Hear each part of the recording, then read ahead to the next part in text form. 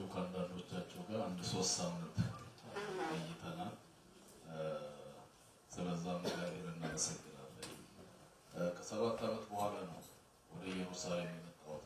ምክንያቱም ወደ ሰማርያ ወደ ዳርቻ ስለዚህ እግዚአብሔር አምላካችን የተመሰገነ ይሁን። በሮሜ ምዕራፍ 1 ላይ ሐዋርያው ጳውሎስ በጥቼ ላያችሁና መንፈሳዊ ስጦታ ላካፍላችሁ ፈልጋለሁ ምክንያቱም ትጸኑ ዘንድ ብሎ ይናገርና ይሄ በእኔ ችሎታ ብቻ የሚሆን ነገር አይደለም በእናንተ የመንፈስ ዝግጅትም ነው ብሎ ይናገራልና ቃሉን ባነበው ደስ ይለኛል። ሮሜ ምዕራፍ 1 ቁጥር 11 ትጸኑ ዘንድ መንፈሳዊ ስጦታ እንዳካፍላችሁ ላያችሁ ናፍቃለሁና ይህንንም ማለቴ በመካከላችን ባለች በእናንተና በእኔነት አብረን በእናንተ እንድንጽናና ነው ይላል እና መንፈሳዊ ስጦታ ለመካፈል ነው የመጣነው። ያ የመንፈሳዊ ስጦታ መካፈል ደግሞ ምን ያደርገናል ነው የሚለው ያጸናናል። ግን የስጦታ መካፈሉ ከአንድ አቅጣጫ ብቻ የሚመጣ አይደለም ነው የሚለው የሁለትዮሽ ነው። እናንተም እምነት አላችሁ እኔም ይሄንን ጸጋ ስጦታ አካፍላለሁ ስለዚህ አብረን መቆም እንችላለን አብረን መጽናት እንችላለን ብሎ ነው የሚናገረው። አምላካችን የተመሰገነ ይሁን። ወደም ጋር ሰለሞን እንዳለው ያልተገናኘንም ገና መድረክ ላይ ነው ሰላምታም አላቀረብንም ብዙ ሰላምታ እናቀርባለን። እነኚህ 3 ቀናት የምንቆየው በማቴዎስ ወንጌል ምዕራፍ 1 ቁጥር 29 ላይ ባለ አንድ ሐሳብ ላይ ነው የምንቆመው። ያ ክፍል የሚናገረው አንድ መሰረታዊ ቃል አለ እሱን ተመርኩዘን መናነሳቸው ሐሳቦች አሉና ክፍሉ ማቴዎስ ወንጌል ምዕራፍ 1 ቁጥር 21 እንደዚህ ይላል እርሱ ሕዝቡን ከኃጢአታቸው ያድናቸዋልና ስሙን ኢየሱስ ብለዋል ይላል። እርሱ ሕዝቡን ከምን ያድናቸዋል ከኃጢአታቸው ያድናቸዋልና ስሙን ኢየሱስ ብለዋል። እና የምንማርበት መሰረታዊ ሐሳብ ኤሌመንተሪ ቢመስልም ስለ ደህንነት ነው የምንማረው። የደህንነትን ትርጉም ደህንነት ከምንድን ነው የዳነው የሚል ሐሳብ እናነሳለን። ደህንነት የሚያስፈልገው ለማን ነው የሚል ከዛ በኋላ የሚያድንስ ማን ነው ለመዳንስ ምን ማድረግ ይገባናል ለምንስ ነው መዳን ያስፈልገን የሚሉ መሰረታዊ ሐሳቦችን እንነሳው። ለዚህማ መልሱ ይሄ ነው ትሉ ይሆናል። ቀደም እንዳልኩት የኮሌጅ ትምህርት እንደሆነ በኋላ ነው የሚገባን የማስበው ለራሴ ማችማ ቀላል ነች ደህንነት ማለትማ ችለች ብለን የምንለው ማለት ነው። ስለዚህ ከዚህ ትንሽ ግራም ከመጋራታችን መድኃኒዓለም ያተርፈን መሬት የወረደውን እውነት አውቀነው በዛ ላይ ተመስርተን እንድንቆም ስለሚፈልግ ይህን ስጦታ ለመካፈል ዝግጁ እንሁን ነው እና ከዚህ በኋላ የሚያደርገውን እግዚአብሔር ለእኔም አልነገረኝም ሊነግረኝም አይገባም ምክንያቱም እኔም የቆሎ ጓደኛው ስላይደለው ከዚህ በኋላ ይሄን ሰራለሁ ይሄን አደርጋለሁ ብሎ አላማከረኝም። ለኔ ግን ለዛ ተዘጋጁ ስለሚሰራው ስራ ማለት ሁሉ ጊዜ መልእክቱ በሰው በኩል ቢመጣ የሰው ነው ብላችሁ እንዳትሸወዱ ለማለት ተባካችሁ መሄድ ትፈልጉና ዝግጁ ሁኑ። እሺ እስከዚህ ሰዓት ድረስ ማቀው ነገር የለኝም። ይሄንን መናገር መጀመር ብቻ እንዳለብኝ ነው ማቀው የሚከተለውን ጌታ ያውቃል። አሜን። ስለዚህ እርዱኝ ነው አይደል እኔ ነው እሱ እርዱኝ ረዳቸዋለሁ አለ እኔ እርዱኝ ነው ምክንያቱም የኔ እምነት የእናንተ እምነት በጋራ ሲሆን ነው በረከቱ ምን ይሆነው የሚፈሰው። ስለዚህ እንቆምና እንጸልይ። ሃሌሉያ። ያልተዘጋጀን ብንሆን እንኳን በዚህ ሰዓት እንዘጋጃለን። ብዙ ኮንፈረንሶች ባለፉት ሳምንታቶች ስለነበሩ ምናልባት እንደው ያው ነው አይነት ነገር እንዳይሆንብን እግዚአብሔር ሁሌም አዲስ ስለሆነ ሃሌሉያ ከለወራውስ ሃሌሉያ እንድታግዘኝ ለምንሃለሁ እንድታበራልኝ ለምንሃለሁ። በጨለማ ብርሃን ይብራይ ብለዋል እግዚአብሔር ይልና ያ ጨለማ የነበረው ልባችን ላይ ነው ይላል በቆሮንቶስ መልእክት ላይ ስለዚህ ብርሃኑ መብራት ያለበትም በዚህ በጨለማ ላይ ነውና ትናንሽ ቁራጭ ጨለማ ቢኖር እሱ ይብራል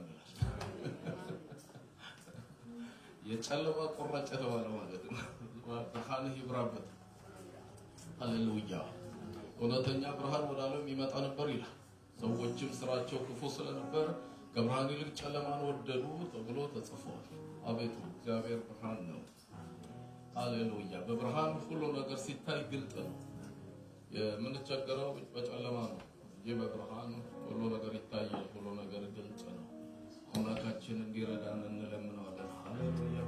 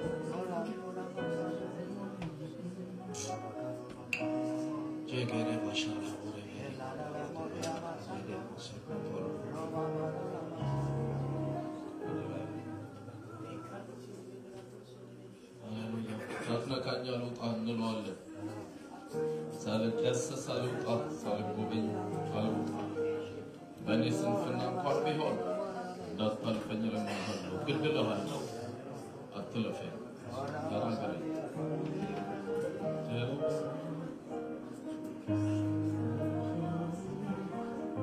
ይፈውስ ሲዳሰኝ እጅህ እንላለን ሃሌሉያ እጅህ ነው የሚያጸናኝ እጅህ ነው የሚያጽናናኝ እንላለን ሃሌሉያ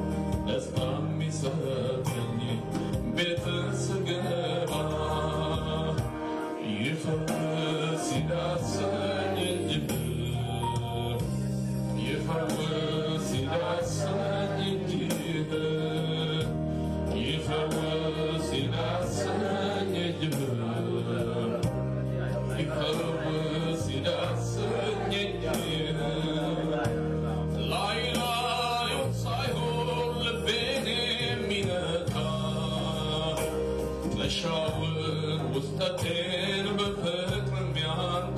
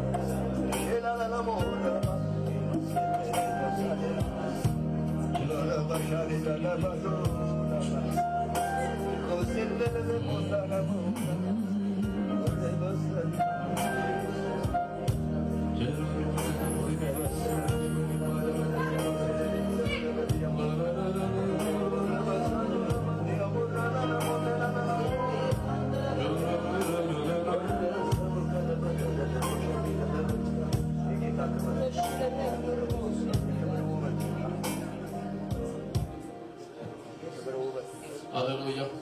Eposabodo. መንፈሳችን ለቀቅ እንዲል ነው። እሺ መንፈሳችን ለቀቅ ይበል። ለእግዚአብሔር ለሆነ ነገር ዝግ አንሆን። ዓለማዊነት ማለት እግዚአብሔርን የሚያሳንስ ማለት ነው። ለእግዚአብሔር የሚደረግ ነገርንም የሚያሳንስ ማለት ነው። ከእግዚአብሔርም የሚሆንን ነገር የሚያሳንስ ማለት ነው። አነስተኛ ግምት መስጠት ማለት ነው። ብዙ ነው ነገሬ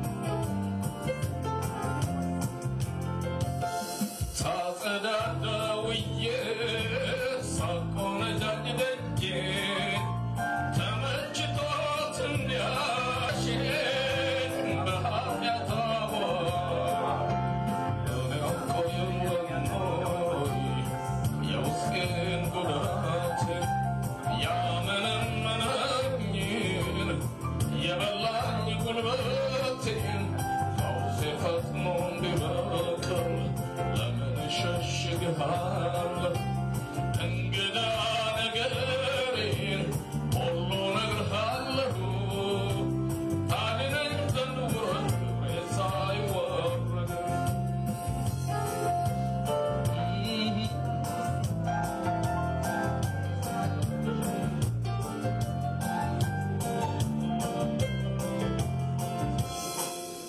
ስሸሸው ሲከተል ስርቀው ሲቀርበኝ አርፌ ስቀመጥ በኃጢአት ሲከበኝ ሲታገለኝ ሰይጣን ስጋና ይህ ዓለም ከኔን አትራቀኝ የሚረዳኝ ያውቀው የለም ሆይ የውስጤን ጉዳት ያመነመነኝ የበላኝ ጉልበቴን ፈውሴ ፈጥኖ እንዲበቅል በምን ሸሽግሃለሁ እንግዳ ነገሬን ሁሉ ነግርሃለሁ ታድነኝ ዘንድ ውረድ ክብሬ ሳይወረድ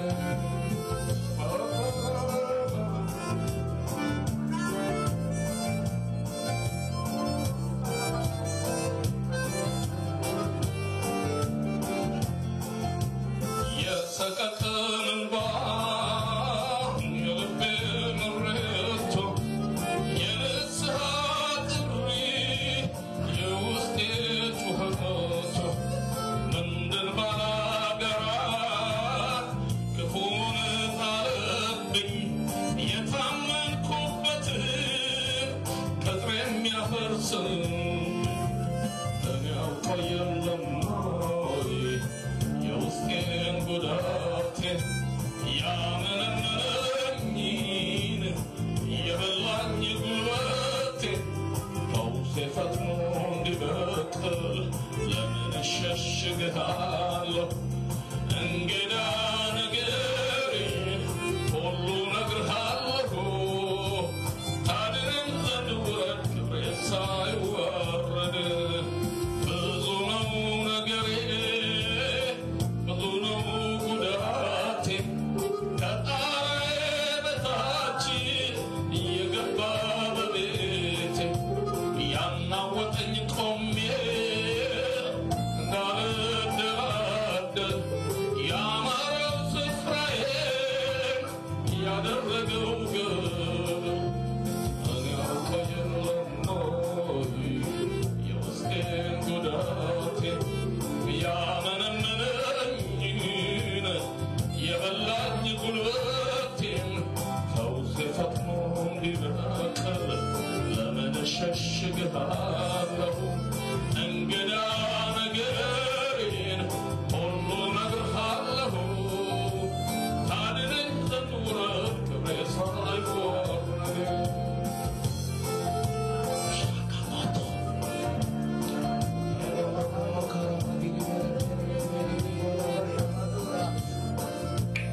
ሃሌሉያ ልትረዳን ትችላለህ እግዚአብሔር የዘላለም አምላክ ሆይ ሃሌሉያ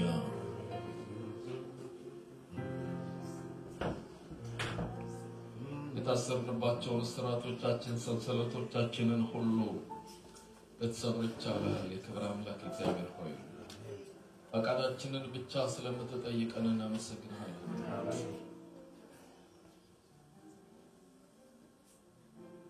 ለራሳችን ጉዳይ ግድ እንዲለን መንፈስ ይቀስቅሰን ለፎቶ ፓፕሬጃ ክራፊዲ ሰፋቶ ራፋታ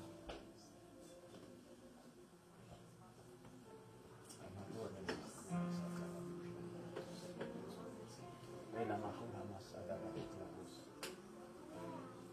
Amora bakakara bakakara. ያንተ ቃል መንፈስም ህይወትም ስለሆነ ህይወት እንዲበዛልን ለምንሃለን በዚህ ምሽት አሜን አሜን አሜን አግዘን በኢየሱስ እሺ እንቀመጣለን። እግዚአብሔር ይስጥልኝ። የቆየን እንደሚሆን ያደርግነው እንሄዳለን። እሺ አንዳንድ ጊዜ ቀስ እያለ ስለሚለቀን ማለት ነው። ቅድም እንዳልኩት አንድ 6 መሰረታዊ ሀሳቦች አነሳለሁ። አንዱ የትርጉም ጥያቄ ነው። ደህንነት ማለት ምን ማለት ነው የሚል ነው። ሁለተኛው ደህንነት ከምንድን ነው የዳነው የሚል መሰረታዊ ሀሳብ ነው። ሶስተኛ ይሄ ደህንነት ለማን ነው? በአራተኛ ደረጃ የሚያድንስ ማን ነው? ለመዳንስ ምን እናድርግ? አምስተኛ ሀሳብ እሱ ነው። ስድስተኛ ለምን መዳን አስፈለገን የሚል መሰረታዊ ነገር እናነሳለን። ስለ ደህንነት መማር ያስፈለገን የተለያየ አስተምሮ ስላለ ነው። እውነተኛውን ነገር ማወቅ ስለሚገባ በሐዋርያት ሥራ ምዕራፍ 15 ከቁጥር 1 ጀምሮ ስትመለከቱ ለጋ በነበረችው የክርስቶስ ቤተክርስቲያን ውስጥ መሰረታዊ የሆነ ረብሻ ያስነሳ ጉዳይ ቢኖር ደህንነት የሚባለው ጉዳይ ነው። ሐዋርያት ጉባኤ እንዲቀመጡ ያደረጋቸው፣ ቁርጥ የሆነ ውሳኔ እንዲወስኑ ያደረጋቸው ስለ ደህንነት የነበረው አስተምህሮ የተለያየ መሆኑ ነው። ክፍሉን ባነበው ይበልጥ ግልጽ እየሆነልን የሚሄድ ይመስለኛል። ሐዋርያት ሥራ ምዕራፍ 15 ሐሳቡ ያለው ከቁጥር 1 ጀምሮ ነው እንደምታውቁት። እኔ ግን የምናገረው የሐዋርያቱን ውሳኔ ብቻ ነው። ያን ጊዜ ሐዋርያትና ሽማግሌዎች ይላል ቁጥር 22 ከቤተ ክርስቲያኑ ሁሉ ጋር ከነሱ የተመረጡትን ሰዎች ከጳውሎስና ከበርናባስ ጋር ወደ አንጾኪያ ይልኩ ዘንድ ፈቀዱ። እነርሱም በወንድሞች መካከል ዋናዎች ሆነው በርሲያን የተባለው ይሁዳና ሲላስ ነበሩ። እንዲህም ጽፈው በእነርሱ እጅ ላኩ።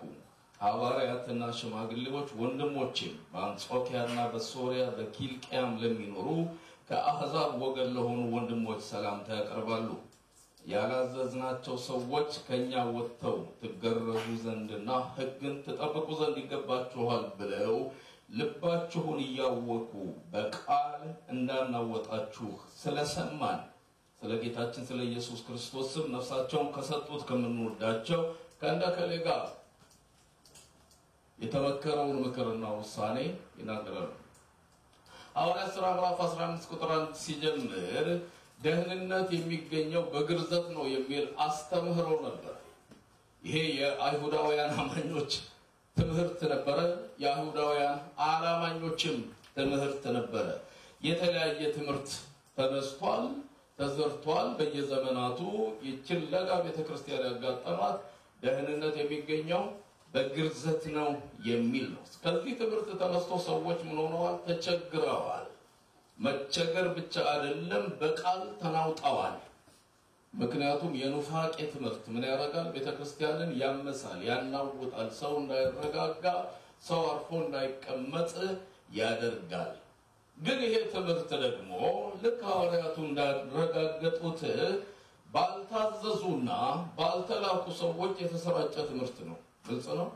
እኛ ያላክናቸው እኛ ያላዘዝናቸው ሰዎች ወጥተው ከኛ መሃል ትገረዙ ዘንድ የሙሴን ሕግ ተጠብቁ ዘንድ ግድ ብለዋቸዋል ይላል። ልብ ብላችሁ ስሙ።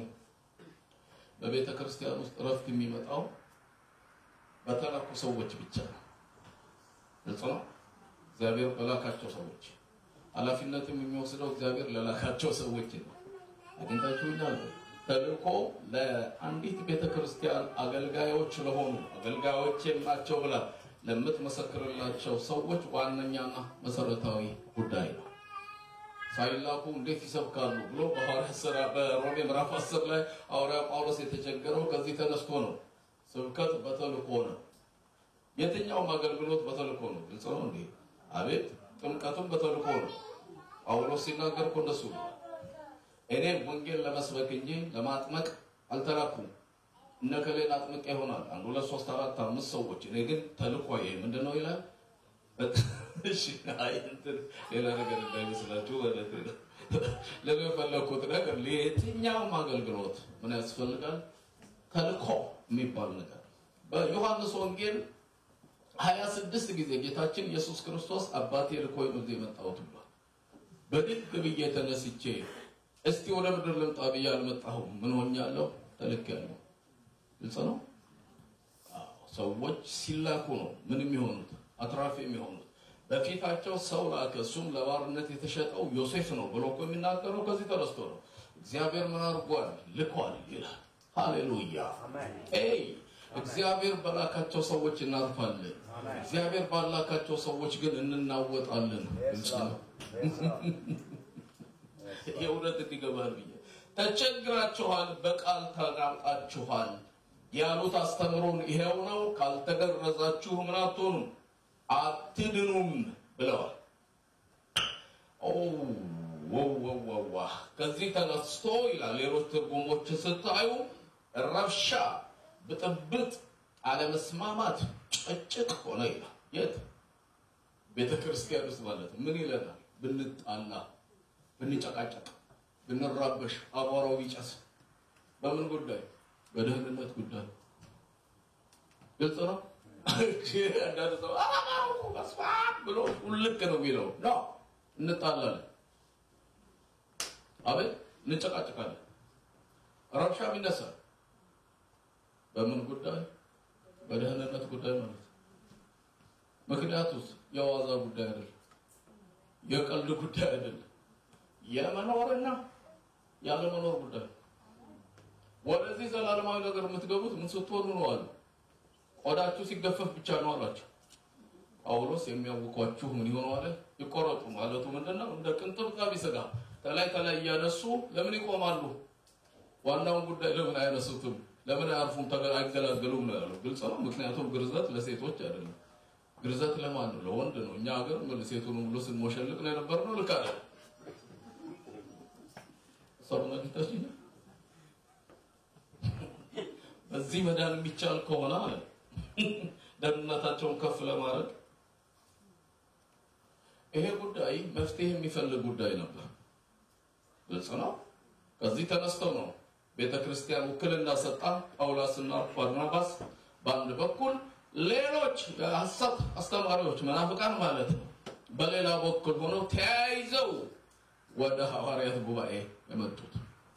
ምክንያቱም ነገርን ከስር ስለሆነ የታነጻችሁት በምን ነው?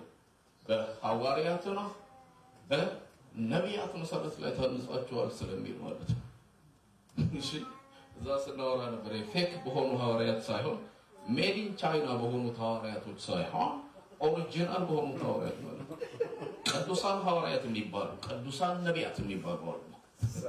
አሜን አሜን። የሚመጣው እኮ ፌኩ እኮ ሜድ ኢን ቻይና ማለት እንደሱ ማለት እዛ ነግራቸዋለሁ። እዛ ለነበሩ ሰው ሴትዮዋ ልጃቸው ከቻይና ወለደች አሉ። መንገድ ሊሰሩ ተመጡት ማለት ነው። እንዲያውም እኛ ሀገር እየተወራ ነው ስንተኛ ግዛት ነው ቻይና እየተባለ ማለት ነው። የቻይና ስንተኛ ግዛት ነው የሚባል ሰማችሁ? ሁሉ ነገር ቻይና ነው። እዛ ኢትዮጵያ ማለት ነው እንግዲህ አትሰሙም። እናንተ ለምን ትሰማላችሁ? እናንተ እዚህ ስላላችሁ አትሰሙም። እኛ እንደፈረደብን እዛው እንሰማለን እንጂ እና ያቺ ልጃቸው የወለደው ልጅ ትንሽ ቆይቶ ፍግም አላለ መጥቶ ነገሯቸው ሞተ ብለው ነጠላቸውን አዘቅዝቀው እየጮሁ መጡ እያለቀሱ ወደ ድንኳን። እኔ ድሮም አውቀዋለሁ ምን ቢሉ ጥሩ ነው የቻይና ይበረክትም አሉ። ለብላችሁ ስሙ። ይሄ ሀገር የሚያምሰውን ሐዋርያና ነብይ የተባለውን ከጥቂት ዓመታት በኋላ ባይናችሁ አታዩት።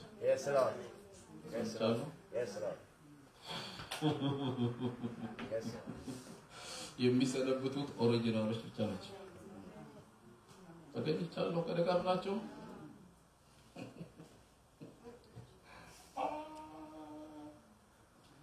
የሚገርመው ነገር ጉዳዩ ወደ ሐዋርያት ጉባኤ ሲቀርብ ተመሳሳይ አቋም የነበራቸው ሰዎች በሐዋርያት ጉባኤ መካከል ነበሩ። አቤት ክፋትን እኮ ነቅለን እንጥለው ነበር። ምክንያቱም ክፋት አጋዥ ስለሚያገኝ ነው በቤተ ክርስቲያኑ ስሩን ሰዶ ተደላድሎ የተቀመጠው እንጂ ነቅለው ነበር አይመስልሽም? ከፈሪሳውያን ወገን ያመኑትም ይላል በዛ ጉባኤ የተገኙ ሰዎች ማለት ነው። ከሐዋርያት መካከል ማለት ተገርዟቸውና የሙሴን ሕግ እንዲፈጽሙ ግድ እንድትሏቸው ይገባል አሉልህ። አንዳንድ ሰዎች የዳኑበትን መዳን ስለማያውቁት ማለት ነው። አቤት አይገርምም ማለት ነው። ምንሽ ይገርማል እንዴ? አሁን እኛው ተሰብሰብንበት ጉባኤ ሌላ የሚያነጻ ነገር ብቅ ቢል እኮ አይደንቅም። አቤት አይደንቅም። ምክንያቱም በዛ ከሱ ጋር የበሉ የጠጡ ሁሉ ነገር ያዩ ሰዎች መካከል እንዲህ አይነት አመጻ ሲበቅል ስታዩ ክፋት አጋዥ ባይኖረው እኮ እናሳየው ነበር፣ ልክ እናስገባው ነበር ማለት ነው። ተሰምቻለሁ ወይ? አየሁ አንዳንዴ አስጥለኝ የምትለው እሱ ራሱ ቢሆንስ የምልህ ዋናው በላተኛ ማለት ነው። የሰፈሬ ልጆች እዛ ከፍተኛ 17 የሚባል መዝናኛ አለ። ድራፍታቸውን ጠጥተው ማታ ወደ ሰፈር ይገባሉ። መብራት አልነበረም፣ ጨለማ ነው እና የሚያቋርጡ ድልድይ አለ። ቁራኤልን ከቴሌ መድኃኔዓለም የሚያገናኘው ድልድይ ማለት ነው። በዛው በጨለማ አንድ የሆነ ነገር ብቻ ተንዘግዝጎ በአንዱ እግር ስር ሽር ብሎ ሲያ ሁሉም ተቋቋቋ ትንሽ ነፍሳቸው መለስ ሲል ይሄን በጮኸት አገር ያደባለቀውን ሰው ዞር አሉትና ምን ያስጮሃል? በድንጋይ አንስታ አትለውም አሉ። ምን ቢል ጥሩ ነው? ድንጋይ ያገኘው ብዬ ጀንስ ሰደ ወንድሙንስ ባገኘው እናችሁ መጣችሁን ልታካፍሉት የምትፈልገው ሰው ያንኑ ምጥ የሚያስመጣችሁ ሰው ቢሆን ማለት አቤት አቤት ማለት ባይኔ ነው።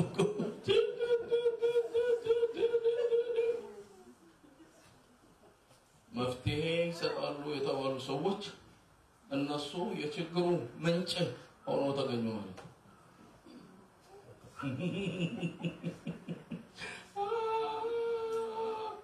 የሚገርማችሁ ውሳኔ የሚሰጠው ጉዳይ ስለነበር ብዙ አከራክሯል ይላል ሐዋርያት ሥራ ምዕራፍ 15 ሄዳችሁ ተመልከቱ።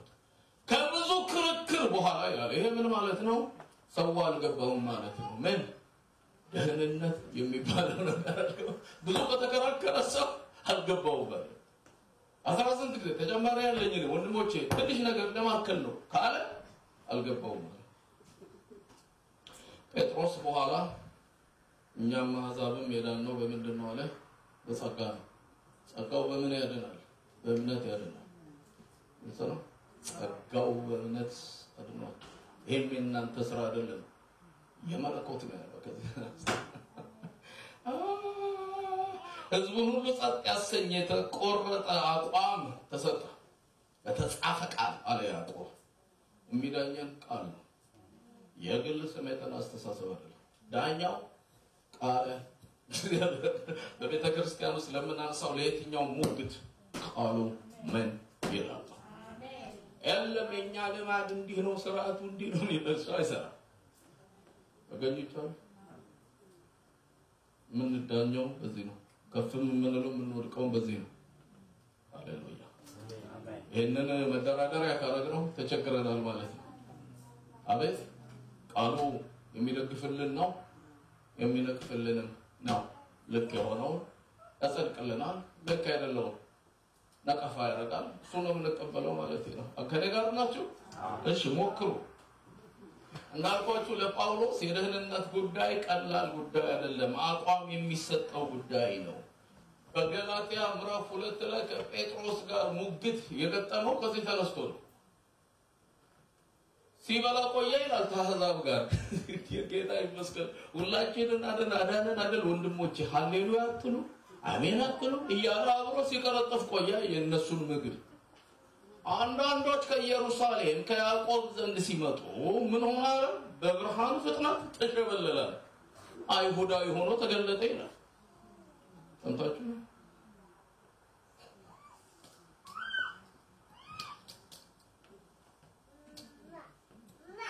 ተናረገው አንጎላ አረገው ጳውሎስን አንጎላ አረገው። ፊት ለፊት ምን አረኩት ይላል? ተሟገትኩት ይላል። ከወንጌል እውነት ጋር በትክክል እንዳልሄደ ባየው ጊዜ በሁሉ ፊት ምን አረኩት ይላል? ተቃወምኩት ይላል። ሽቅም ነው የሚናገረው። ለብላችሁ ስሙ። የእግዚአብሔር ክብር ሲነካ ወደ ላይ የለም፣ ወደ ጎን የለም፣ ወደ ታች የለም። ክብሩ ከተነካ ማለት ነው። የኔ ክብር ሲነካ ሳይሆን የእናንተ ክብር ሲነካ ሳይሆን የሱ ክብር ከተነካ በዚህ ድርድር የለም ማለት ነው። አቤት የገረመኝ አለ ጴጥሮስ አይደለም የገረመኝ፣ በርናባስ እንኳን በግብዝነታቸው ምን ሆኖ ነበር አለ? ተስቦ ነበር እንዴ ወይ ጉድ ሐዋርያት አንቀበል ሲሉት እኮ ወደ ሐዋርያት አስገብቶ ምስክርነት የሰጠው ማን ነው? በርናባስ ነው። ፈልጎ አግኝቶት በአንጾኪያ ቤተክርስቲያን ሲመሰረት አብሮት የነበረ እሱ እንኳን ምን ሆነ አለ ተዋናይ ሆነ ይላል። ቤተክርስቲያን ውስጥ አርቲስትነት አልሰለቻችሁ? ወለት እነዚህ አፍቂና ይደረሰ ሰው ተዋናይ ሲሆን እዚህ አርቲስት ሲሆን መድረክ ላይ ብለህ ባቡር ተደብረ ታቦር ተወሳና ተብቻና መጥቶ እንዴት ነው ነገሩ ብሏል። ትነለኛል አይ አንዳንዴ ብጮህ ደስታው ናቸው። ሌቦች፣ ውሸታሞች፣ አጭበርባሪዎች ብላቸው ደስታውን አልችልም። ግን እዚህ ወለል ላይ በዚህ በከስክስ ጫማ ጭንቅላቴን ረግጠው ያስጮሁኛል ብዬ ፈርቼ ነው እንጂ ብጮህ ነው። ሲደርስ ነው ሰውቱ ዋላ ሲጀምራል። ከወሳና ተበቸና ማምጣት ነውራለው አላልኩ።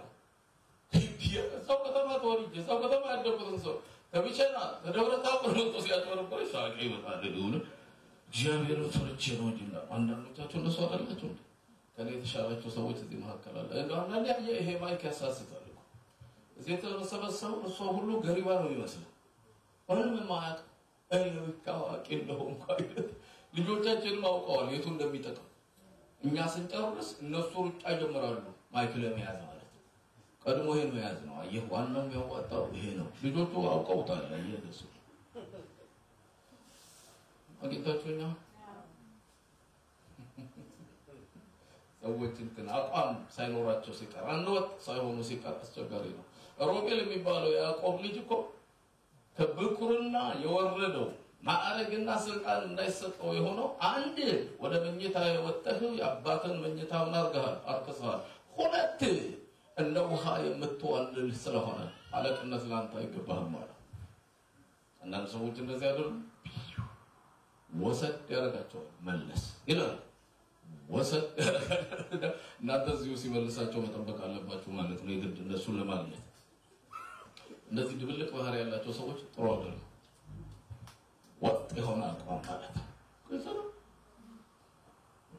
ከኔ ጋር ናቸው ወይ ነው የምናገረው ቋንቋ ይገባቸዋል ብዬ ተስፋ አደርግ እና ይሄን ያህል ይበቃናል። ወደ ትርጉሙ እንግባ። ለምንድን ነው ስለ ደህንነት መማር ያስፈልገን የሚለውን ለመዘርዘር ነው እዚህ ውስጥ የገባሁት። ደህንነት የሚለው ትርጉም ምንድነው? ደህንነት ማለት ከወደቁበት የባዕድ ወይም የጠላት እጅ በትክክል መትረፍና ነፃ መውጣት ማለት ነው። በትክክል የሚለውን አስምሩልኝ በደንብ። ደህንነት ማለት ከወደቁበት የባዕድ ወይም የጠላት እጅ በትክክል መትረፍና ነፃ መውጣት ማለት ነው። ሳውዝ አፍሪካ አንድ የተጻፈ ኤርፖርት ውስጥ የተጻፈ ቃል አየሁ። እንደዚህ ይላል freedom is not free ይላል። ዋጋ ተከፍሎ ነው። አቤት ማለት ዴታኮ የጂጂን ዘፈን መስማት የለብንም። ስላድዋ ጦርነት ስትናገር አሁን እዚህ እኮ የቆምኩት በደምና በአጥንት ዋጋ ያከፈሉ ሰዎች ስላሉ ነው ትላለች። በዚህ ምድር ላይ በነፃነት የቆምኩት እንታችሁና የተረፍነው በተከፈለ ምንድነው? ክፍያ ነው። በተከፈለ ዋጋ ነው። በፈሰሰ ደምና በተቆረሰ ስጋ ማለት ነው። ዋጋ ተከፍሏል። ዋጋ ቢከፈልበትም ነፃ ማለት አይደለም። ግልጽ ነው። ዋጋ ከፈለበት ሌላ ስላለ ማለት ነው። ለዚህ ነው በአንደኛ ቆሮንቶስ ምዕራፍ 6 ላይ እኮ የተናገራቸው ስጋችንን እንደፈለግን እናደርጋለን አላሉም እንዴ? እነሱ ሆድ ለመብል ነው፣ መብል ለማን ነው አሉት? ለሆድ ነው። እና ዝሙት ለስጋ ነው፣ ስጋ ለዝሙት ነው አሉት። የተሰራልን ዝም ብለን አንጠልጥለን ለመዞር ነው እንዴ? እንድንጠቀምበት ነው አሉት። ነው አትችሉ። ስጋችሁ የእግዚአብሔር ቤተ መቅደስ መሆኑን አታውቁም ወይ? በዋጋ ተገዝታችኋል፣ የራሳችሁ አይደላችሁ።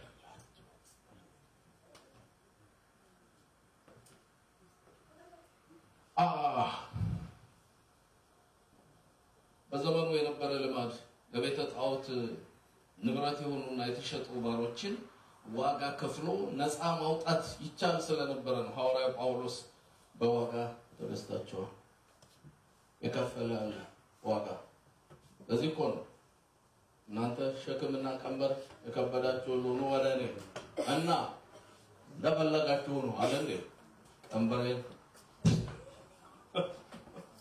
የኔ ምንድነው አለ የለሰለሰ ነው ልዝብ ነው ደግሞ ምንድነው ቀለል ያለ ነው ሃሌሉያ አንዱ ከባድ ቀንበር ወደ ቀለለ ቀንበር ነው የመጣው አቤት ከፉውን የኃጢአት ቀንበሬን ጥዬ መልካሙን ያንተን ቀንበር ጌታ ይሸከማለሁ የሚል መዝሙር ሰምታችኋል ይሰማ ሰው አለው ሰምታችኋል እሺ ጠይቃለሁ ለምን መሰለህ ዝም ብሎ እጅ ማውጣት ስለሌለ ዜማውን ትልልኛለህ አውቃለሁ ስለዚህ እስቲ ዜማውን ነገር አታውቀውም ታዲያ ስለ ቃሉንም አታውቀውም አዎ ምልህ ያው አንዳንድ ጊዜ እንትን ስለሆነ ብቻ ያው እንደሱ ለዚህ ነው ፈተና የምጠይቀው ነው የሰውን ወደ ፈተና ላለማስገባት ጥረት ማድረግ ለጠየቃለሁ ከጀመታላችሁ ቅድም ስዘምሩ ሁሉ መዝሙሩን አታውቁትም የእናበን መዝሙር አታውቁትም እኔ አሁን የምሰማቸው መዝሙር አንደኛ ያቁየን ዲሲዲዎች ነው ማለት ሁለተኛ የምሰማው የእንዳለ ወልደ ጊዮርጊስን ዝማሬ ነው ይሄ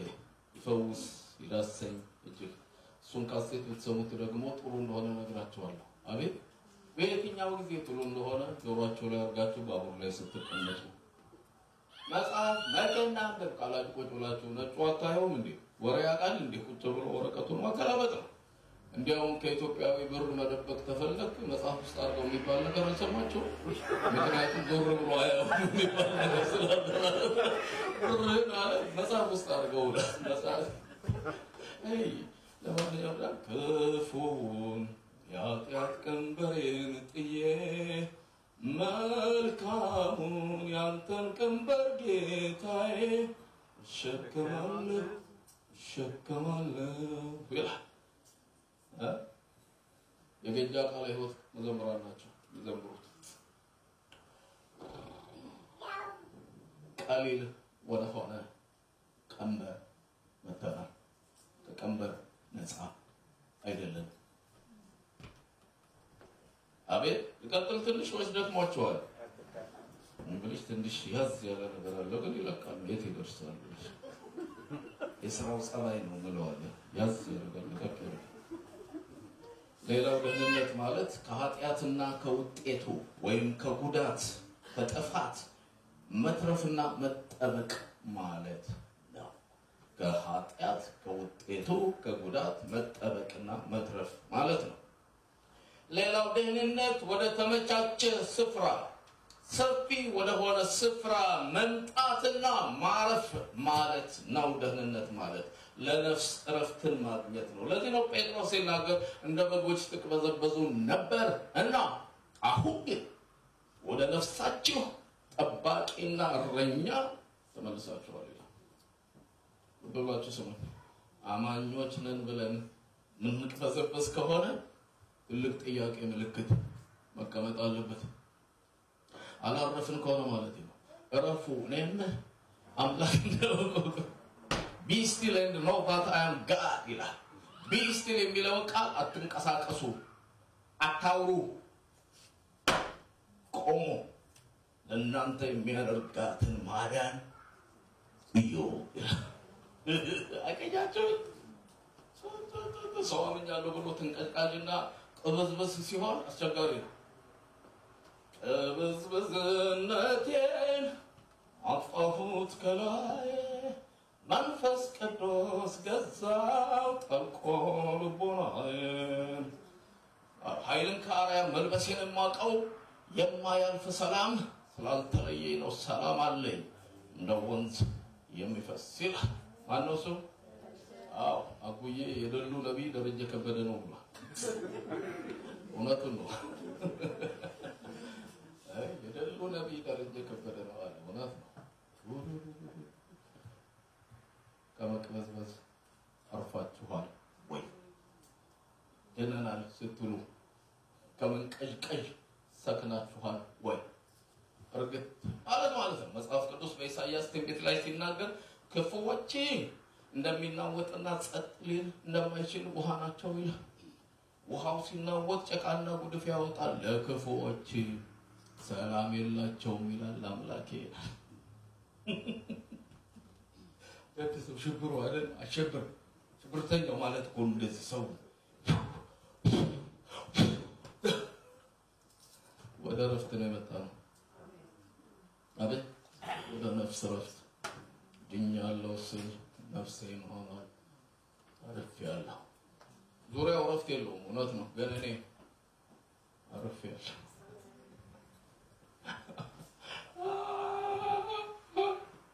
መዝሙር 66 ቁጥር 11 እና 12 እንዲህ ይላል። መዝሙር 66 ቁጥር 11 እና 12 ነው ያነበብኩት። ቤት ጥሩ ነው፣ ጊዜ ለመቆጠብ እንዲመች።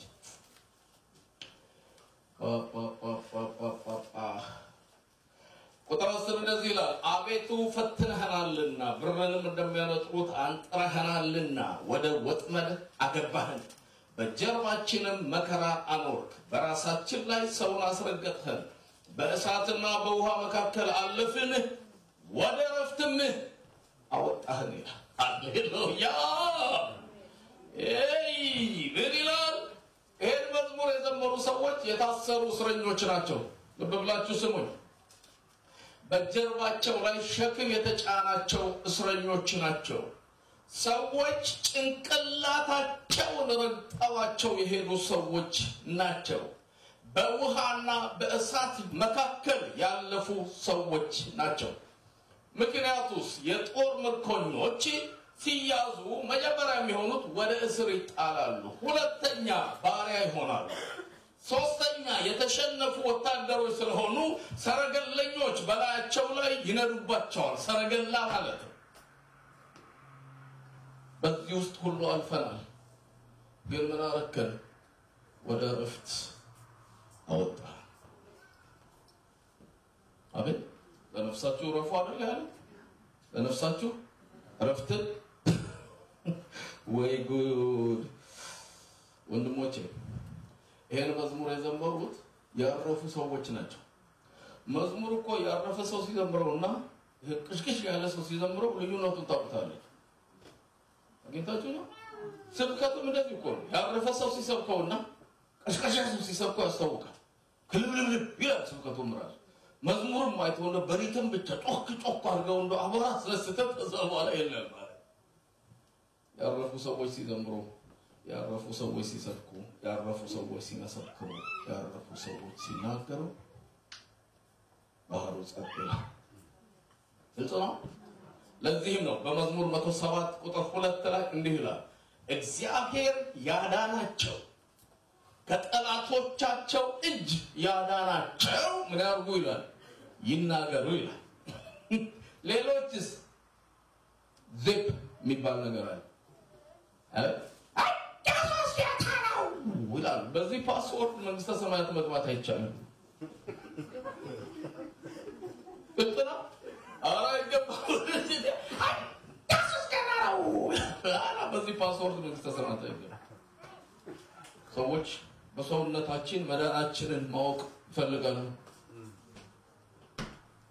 እኔን ከመንቀጥቀጥ ሲያሳርፈኝ፣ እኔን ከመባከን ሲያሳርፈኝ፣ እኔን ከሌላ ነገር ሲያሳርፈኝ ያሉ ሰዎች አድነሃል ይላሉ። አየህ፣ አድነሃል ይላሉ።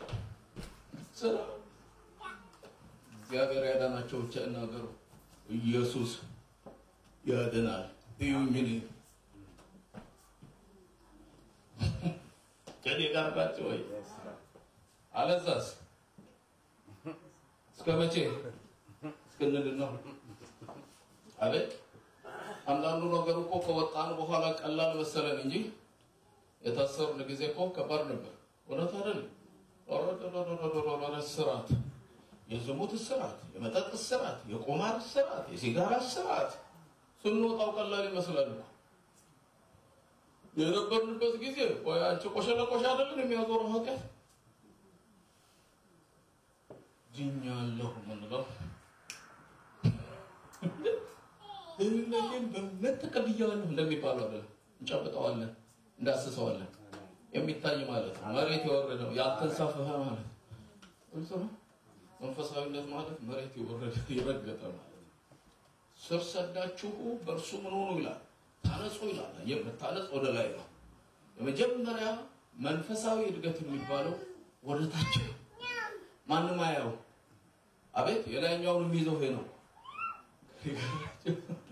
ሰው ኮሎ ላይ ነው የሚያቆመው። ስፖርት ሰራ ነበር የሆነ ትንሽ ቀነስ ለማድረግ ማለት ነው። አበላሉን ሳይሆን እንትኑ ለመቀነስ ወሜሮክ የሚባል ቦታ ስሰራ ነበር። እዛ ለፊቴ ጂም ዛምሮ ወጥበት ሜዳ ላይ ሁሌም ይሰራ አያልቅም። ምን እየሰሩ ነው ላንጎለ ምንድነው የሚሰሩት? መሰረት የሚባል ነገር አቤት ዛሬ ያጠፉት ጊዜ ልነግራቸው አልችልም። የመጀመሪያ እድገት ወደ ላይ አይደለም ለታይታ። የመጀመሪያ እድገት በመጨረሻው ዘመን ያዕቆብ ምን ያደርጋል ይላል? ስር ይሰዳል። ወደ ላይም ጨብጭባል ይላል። ፍሬ ይይዛል። በፍሬውም ዓለምን ምን ያደርጋል? ይሞላዋል ይላል።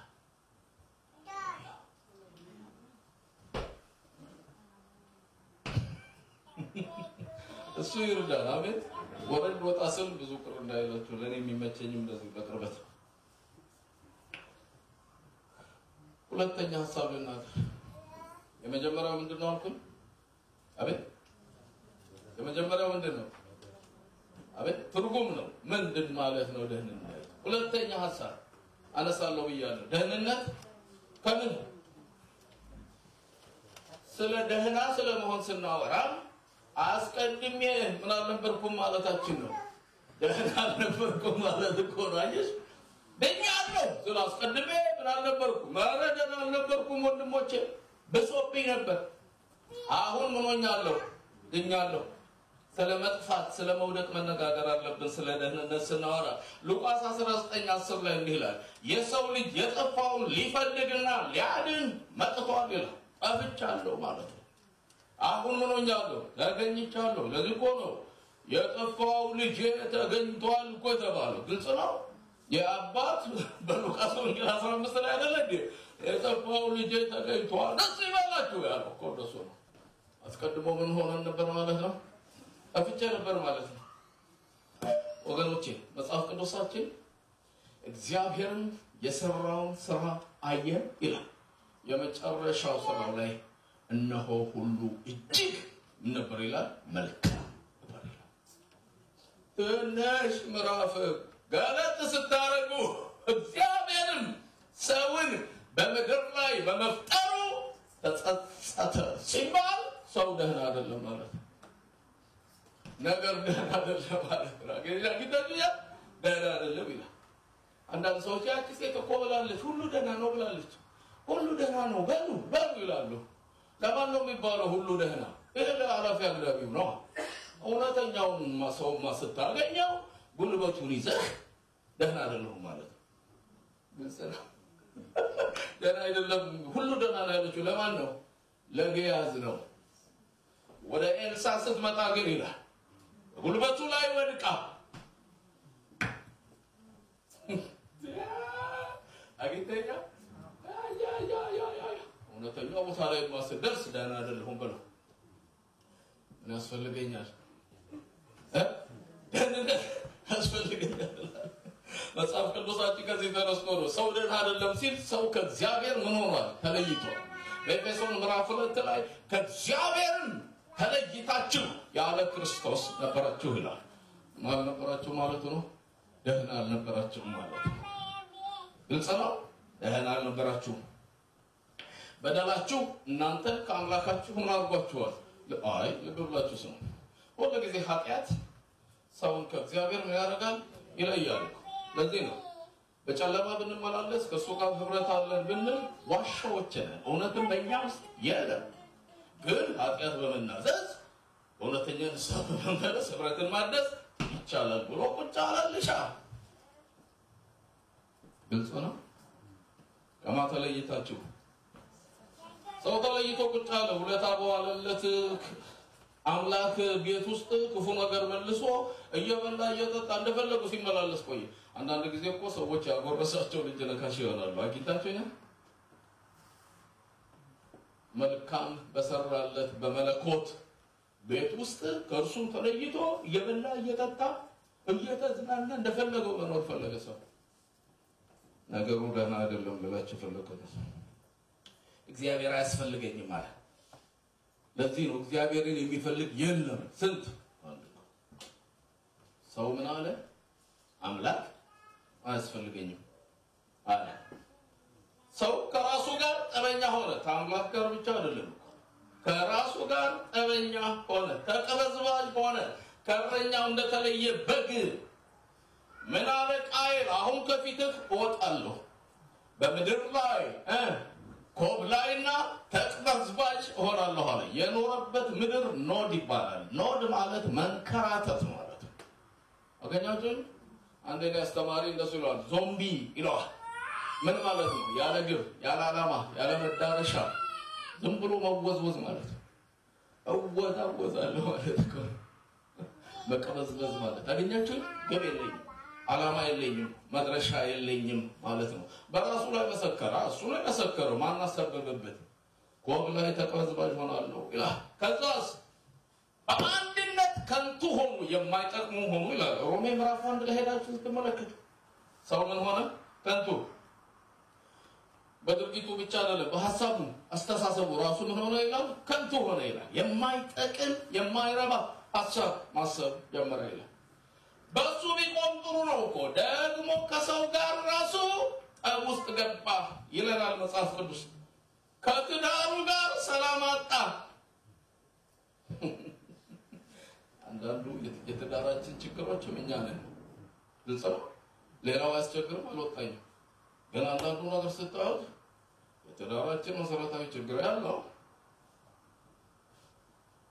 እንዴት ሊሆን ይችላል ተገኝቻለሁ በሚስቱ አሳበበ እርሷ ከመጣች ጀምሮ ነው ሰላም ያጣሁት እንጂ ካንተ ጋር ጌታዬ በሰላም አልነበርም የኖርኩ ለእንስሳት ስም ሳወጣ የተገኘውን ስበላ ጠብቅ ብለኝ ስጠብቅ ስንከባከብ ምንም አበዛ ነበር እሷን ያመጣሃት ቀን ነገሩ አውጥቷል ግልጽ ነው እግዚአብሔር ያለው ግን ለሱ የሚል እናንተዬ ያውላችሁ ልብላችሁ ስሙ መቼም ግማሽ መንገድ የሄደን ያመጣ ነው ካልሆነ በስተቀር እግዚአብሔር የሰራ ሁሉ መልካም ነው እግዚአብሔር የሰጠን ትዳር መልካም ነው እሱ መልካም ስለሆነ ማለት ነው ሰጪ ግልጽ ነው ሰዎች ምን የሚል ቀልድ አመጡ እግዚአብሔር በመጀመሪያ አዳምን ሰራና ከሰራው ስራ አረፈ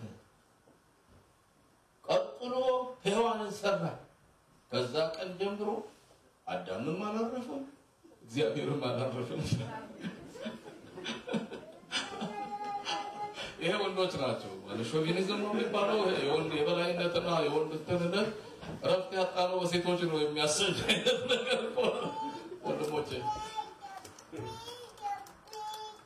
ቆም ብለን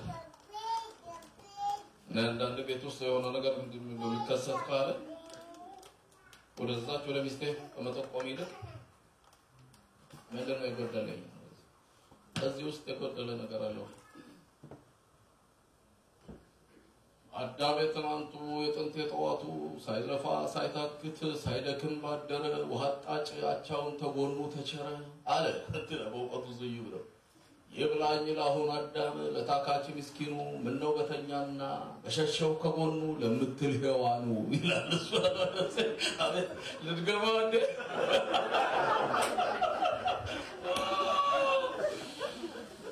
አዳም የትናንቱ የጥንት የጠዋቱ አለ ሳይለፋ ሳይደክም ሳይታክት ባደረ ውሃ ጣጭ አቻውን ተጎኑ ተቸረ ይብላኝ ለአሁን አዳም ለታካች ምስኪኑ ምነው በተኛና በሸሸው ከጎኑ ለምትል ሔዋኑ ይላል ያቺ ዛው ነው የጠበቀችው ዛሬ ምን ነው እንቅልፍ ወሰደውና ጠሮት ግብየው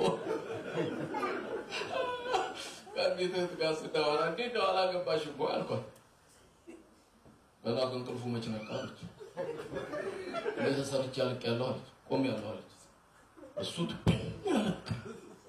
እና አዳም እንዲቀሰቀስ ጸልይልኝ አለች እውነትም እየጸለይኩ ነው አዳም ሆይ ከወደቅበት ከባድ እንቅልፍ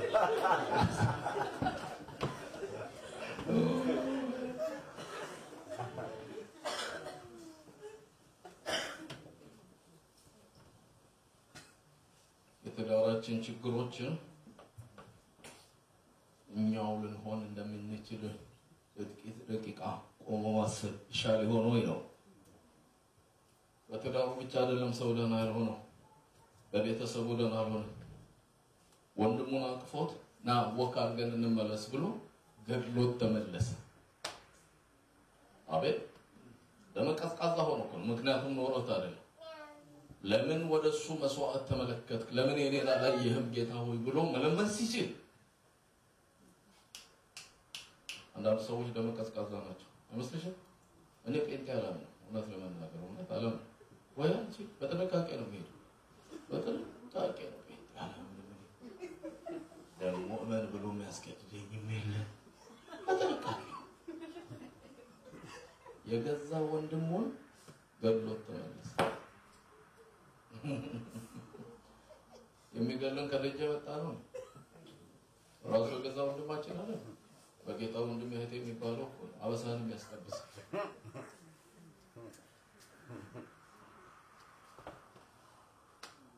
ደህና አይደለንም ያልኳቸው ተሰምቻለሁ። ደህና አይደለንም። ምን ያስፈልገናል? ደህና መሆን ያስፈልገናል። ከዚህ ተነስቶ ሰው በህይወቱ ፍርሃት መጣበት፣ ተጠራጣሪ ሆነ፣ ጠርጣራ ሆነ፣ ጥላውን እንኳን ማያምን ሆነ። ያገኘኝ ሁሉ ምን ያደርገኛል? ይገርለኛል። ቁጭ አለ በቃ ፈሪ ሆነ፣ ተንቀጥቃጭ ሆነ። ታዲያ እንዲህ ሆኖ ሰው ደህና ነው ትላላችሁ እናንተ?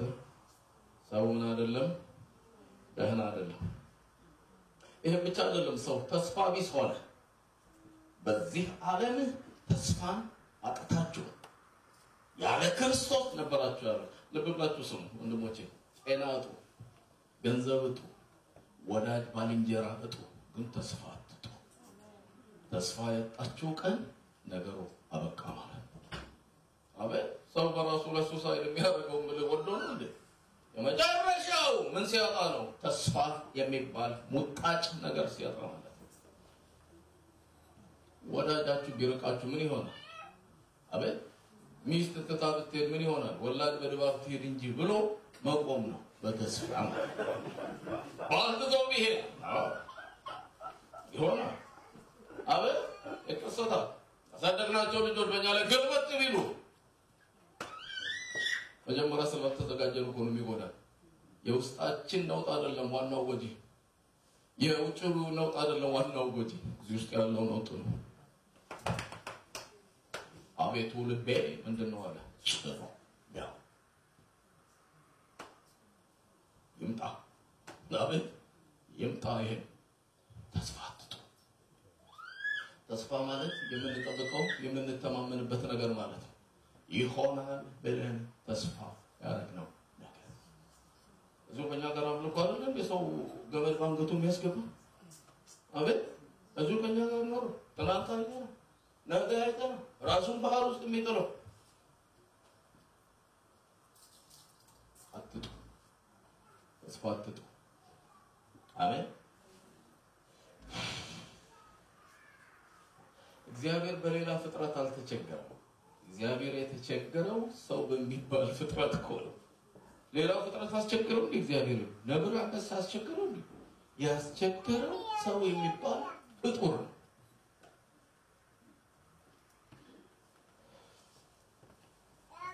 ትንሽ ቆም እንበል። ትንሽ ደቂቃ እስከ ስንት መሄድ እንዳለብኝ አልከሰለ የተናገረኝ አሁን ከ21 እስከ 8 መሄድ እንችላለን።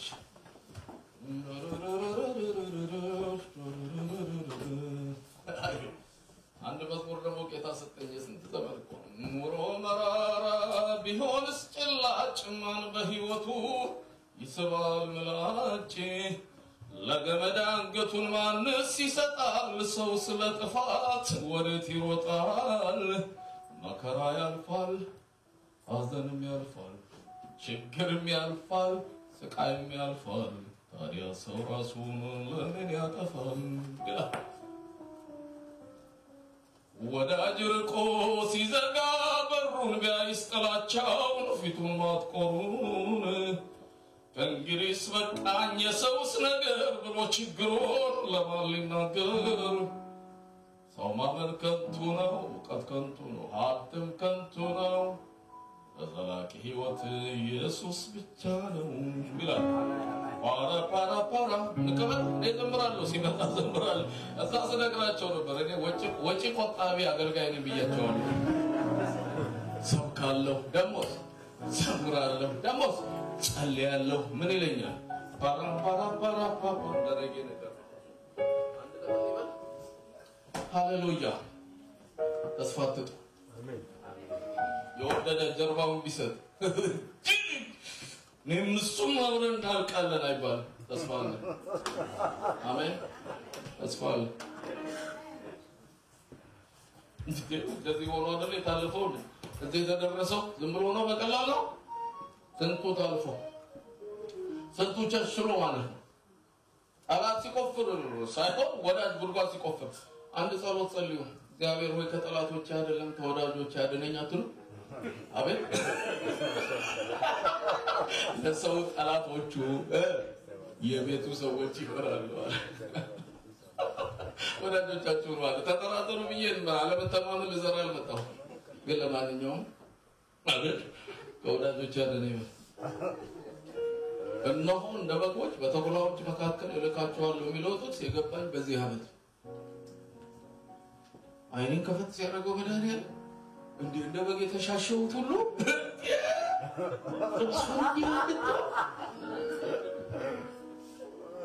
አሁን ገባኝ አልኩሽ እኮ ጌታ ካገኘኝ 37 ዓመቴ ነው። በአገልግሎት ያን ያህል ትንሽ የሚቀናነስ ቢኖረው አሁን ነው የገባኝ። ለካ የምኖረው በበጎች ማለት አይደለም ጌታዬ ልካቸዋለሁ ብለሃልና በማን ተኩላ ማለሽ ምን ይለናል?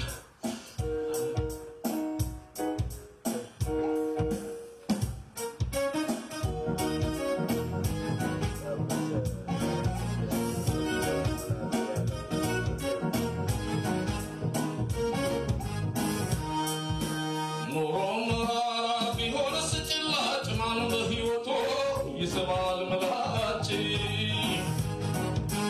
ለገመድ አንገቱን ማንስ ይሰጣል? ሰው ስለ ጥፋት ወዴት ይሮጣል?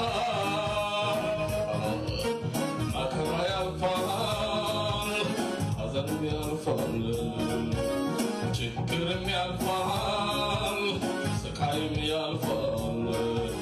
ታዲያ ሰው ራሱን ለምን ያጠፋል? መከራ ያልፋል፣ ሐዘንም ያልፋል፣ ችግርም ያልፋል፣ ስቃይም ያልፋል። ታዲያ ሰው ራሱን ለምን ያጠፋል?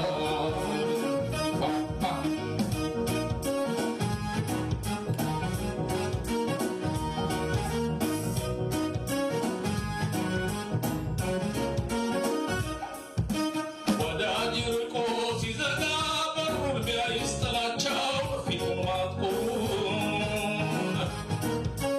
ከእንግዲህስ በቃኝ የሰውስ ነገር ብሎ ችግሩ ለማን ሊናገር?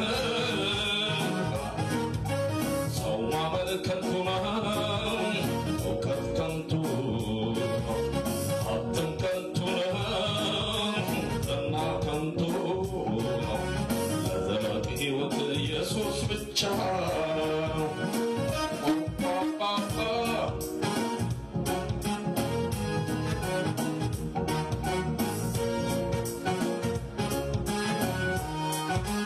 ወስዶም ቢወጉት መጽናናት ሲሻ በእጅ ጥንቆላ በላይ ጥቅሻ አንችል መበርታት ሁሉንም ችሎ የችግርን ፍም ንዳድ ቃጠሎ መከራ ያልፋል፣ ሐዘንም ያልፋል፣ ችግርም ያልፋል፣ ስቃይም ያልፋል። ታዲያ ሰው ራሱን ለምን ያጠፋል?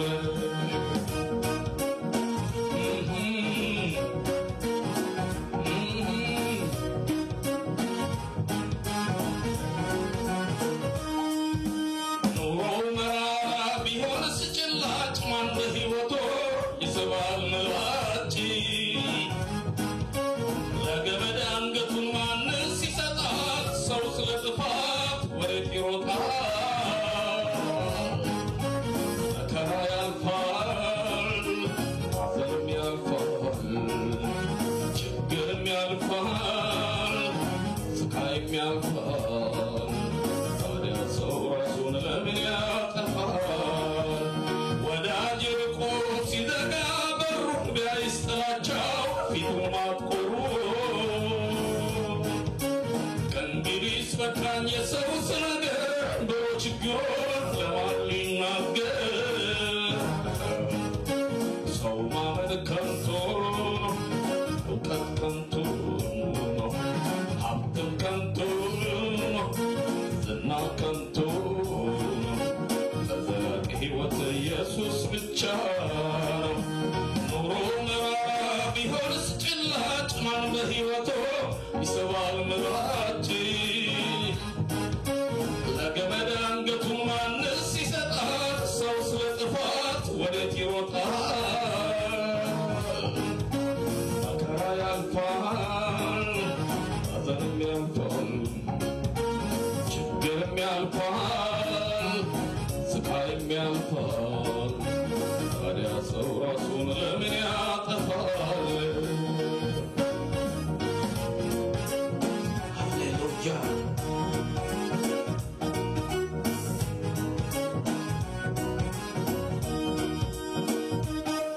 አምላካችን የተባረከ ይሁን። ሃሌሉያ! ሙቀቱ ኃይለኛ ነው አይደል? እንትን የለውም፣ ማናፈሻ ነገር የለውም። ነፋስ ከኛ ነው ወይ ወሰነ? ሙቀት ከናንተ ነፋስ ከኛ ሆኖ ማለት ከሆነ ነው ማለት የማራገቢያ ይዘን መጣለን። እሺ አይሻልም? ባለፈውም ተናግሬያለሁ። ችግራችን ማጣት ብቻ አይመስለኝም፣ ያለንን በአግባቡ አለመጠቀም ነው እንጂ የጦት አይመስለኝም። ይሄ ሁሉ ሙቀት እንደ ዳቦ ቤት እኮ ነው የሚሞቀው። ሰው ወይ ቀጥሉ ተከረ እሺ እኔ ወጣ ጉዳይ ነው።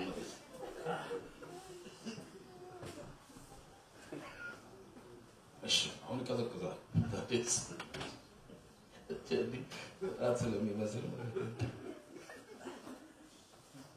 በሉቃስ ወንጌል ምዕራፍ 1 ቁጥር 74 ላይ የመጥምቁ ዮሐንስ አባት ዘካርያስ መንፈስ ቅዱስ ሞልቶበት የተናገረው ትንቢት እንዲህ ይላል።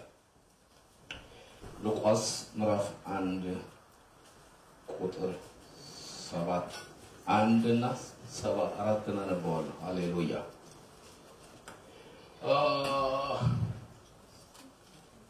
አሳቡ እንዲያዘልን ከቁጥር 68 ልጀምረው። የእስራኤል ጌታ አምላክ ይባረክ፣ ጎብኝቶ ለሕዝቡ ቤዛ አድርጓልና ከጥንት ጀምሮ በነበሩት በቅዱሳን ነቢያት አፍ እንደተናገረ በብላቴናው በዳዊት ቤት የመዳን ቀንድን አስነስቶልናል። ማዳኑም ከወደረኞቻችንና ከሚጠሉን ሁሉ እጅ ነው። እንደዚህ ለአባቶቻችን ምሕረት አደረገ። ለአባታችን ለአብርሃም የማለውን መሐላውን ቅዱስ ኪዳኑን አስብ። በእርሱም ከጠላቶቻችን እጅ ግነን በዘመናችን ሁሉ ያለ ፍርሃት በቅድስና በጽድቅ በፊቱ እንድናገለግለው ሰጠን ይላል። ሃሌሉያ! ከምን አዳነን ይላል? ማዳኑም ከባላጋራዎቻችንና ከወደረኞቻችን ከጠላቶቻችን እጅ ነው ይላል። ሃሌሉያ! አይ ወገኖቼ ኢየሱስ ያድናል ስንል ስለሚያድን ነው። ከምን ያድናል? ከባላጋራ ስለሚያድን፣ ከጠላት ስለሚያድን ማለት ነው። በያዝነው ማቴዎስ ወንጌል ምዕራፍ 1 ላይ ያነበብኩላችሁ እርሱ ሕዝቡን ከኃጢአታቸው ያድናቸዋል። ስሙን ማን ትለዋለህ? ኢየሱስ ትለዋለህ። ኢየሱስ የሚለው የግሪክ ቃል ነው። ኢያሱ የሚለውን የሂብሩ ቃል የሚተካ ስም ነው። ትርጓሜው ይኸው ነው፣ ጌታ ያድናል ማለት ነው። ግልጽ ነው። ኢየሱስ ማለት ምን ማለት ነው? ጌታ ያድናል ማለት ነው። ወገኖቼ ሰው ደህና እንዳያደርግ ጠላት ሆኖ በመጀመሪያ የተገለጠው ኃጢአት ይባላል። ድነናል ስንል መጀመሪያ ምንድነው? ከምንድነው? ከኃጢአት ነው የምንድነው።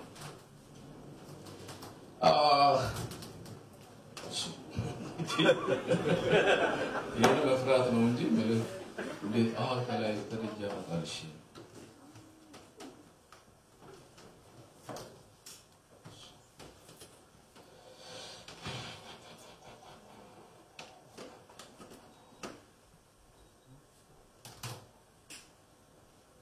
አለመናገር ነፋስ ይቀራል የሚለው ይሄው ነው ያገራችን ከተናገሩ ነፋስ ይቀራል ነው ተናገሩ እሺ ዝም አትበሉ አንዳንድ ነገር መናገር ጥሩ ነው አቤት አፍኝ ሳልሞትም የለብኝ ምን ያለው ያገራችን ሰው ለዚህ እኮ ነው ከሷ ፍቅር ይዞት ነው ፍቅር ይዞኛል ካንቺ ያበጠው ፈንዳ ያለ ለዚህ ነውና አንተ አትጣፈኑ እሺ አንዳንድ ነገር ተናገሩ መናገር ጥሩ ነው ለምሳሌ ሰው ጸጥ ሲል ጥሩ አይደለም ሀገር ጸጥ ሲል ጥሩ አይደለም ምዕመን ጸጥ ሲል አማን ጤና እንዳይመስላችሁ ጌታቸው ተናገሩ ማለት ነው እሺ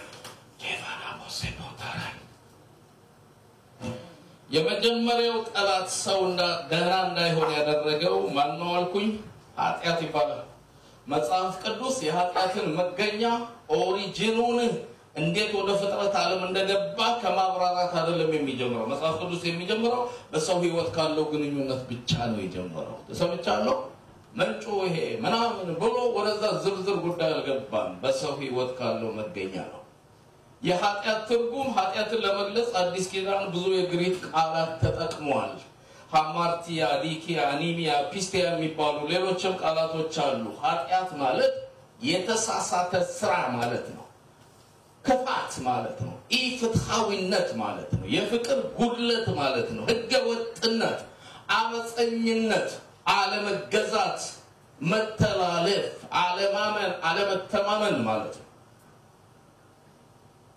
አንደኛ ዮሐንስ ምዕራፍ 5 ቁጥር 17 ላይ አመጻ ሁሉ ምንድነው ይላል ኃጢአት ነው ይላል ኃጢአት ምንድነው አመጽ ማለት ነው all wrong doing is sin ይላል የትኛውም የተሳሳተ ስራ ምን ይባላል ኃጢአት ይባላል በምዕራፍ 3 ቁጥር 4 በዚሁ በአንደኛ ዮሐንስ ኃጢአት አመጽ ነው ይላል አመጻ ማለት ነው ኃጢአት ማለት መጽሐፍ ቅዱሳችን እንደሚነግረን ኃጢአትን እኛ ጀመርንም አሜን ኃጢአት በሰው አይደለም የተጀመረው ኃጢአት የተጀመረው በማን ነው በመላእክት ነው የተጀመረው ግልጽ ነው በማን ነው የተጀመረው በወደቁት መላእክት ማለት ነው ግልጽ ሰዎች አይደሉም የኃጢአት ጀማሪዎች ምኖች ናቸው መላእክት ናቸው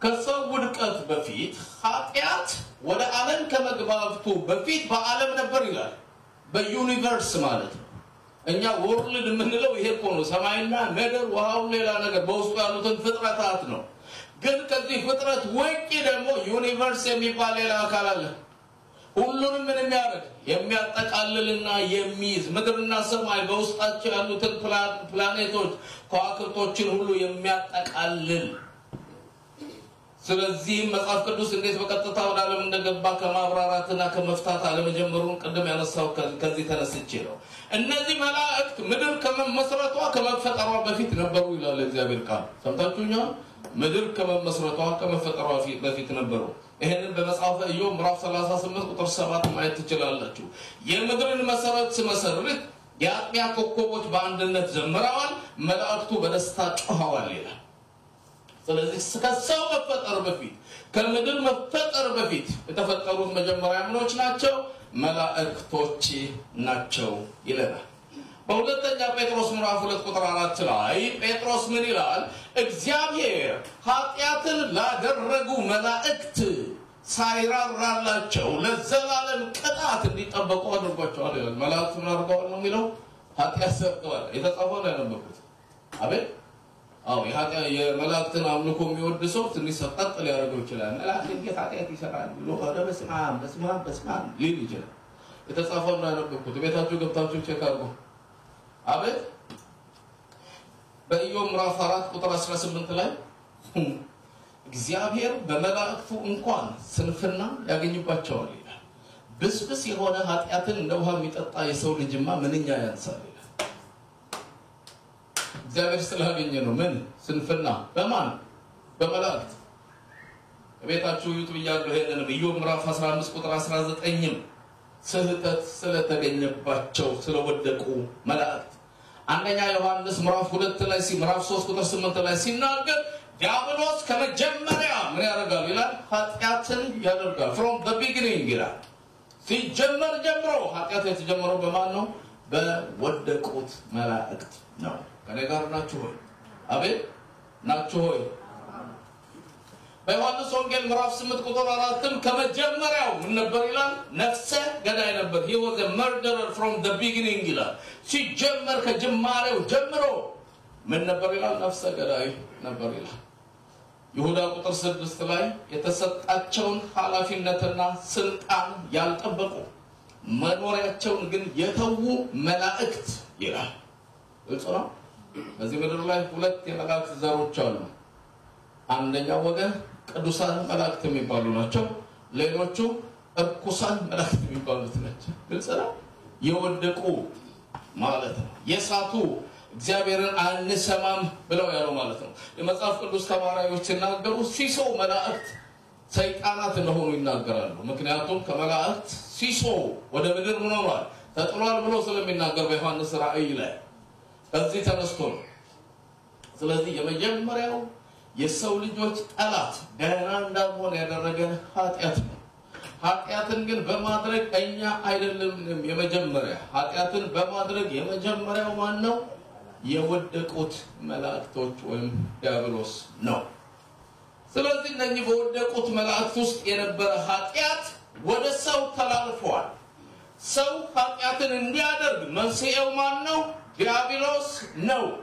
ሰይጣን ነው ሰውን ኃጢአት እንዲያደርግ ያደረገው የስሙ ትርጉም አንዱም አሳሳች ማለት ነው አካላይ ማለት ነው ለዚህ ነው ቆሮንቶስ ሰዎች እባብ በተንኮሉ ሔዋንን እንዳሳታት ሐሳባችሁ ተበላሽቶ ለክርስቶስ ካላችሁ ቅንነትና ንጽህና እንዳይለወጥ ቢሆን ሰይጣን የመጀመሪያው ስራው እኮ ኃጢአት ማሰራት አስተሳሰብን ማበላሸት ነው ጌታችሁ ይላል ለዚህ ነው ዘማሪው አቤቱ ያፌ ቃልና የልቤ ሐሳብ በፊትህ ያማረ ይሁን ይላል ድርጊት ቀላል ነው ሐሳባችሁ ሲበላሽ ነው መፍራት ያለባችሁ ተሰምቻለሁ ሐሳብ ሲበላሽ እኮ ነው በይሁዳ ውስጥ መጀመሪያ ምን አደረገ ይላል ሐሳብ ከተተበት ይላል ያንን ሐሳብ ሲያስተናግድ ሲያወጣ ሲያወርድ ቆየና በመጨረሻ ሰይጣን ምን አደረገበት ይላል ገባበት ይላል ቁራሽ ከተቀበለ በኋላ ሰይጣን ገባበት ሐሳባችን እንዳይበላሽ ጌታ ይርዳ ለክርስቶስ ካለን ቅንነትና አንጸት ወሰድ ሲልባችሁ ቶሎ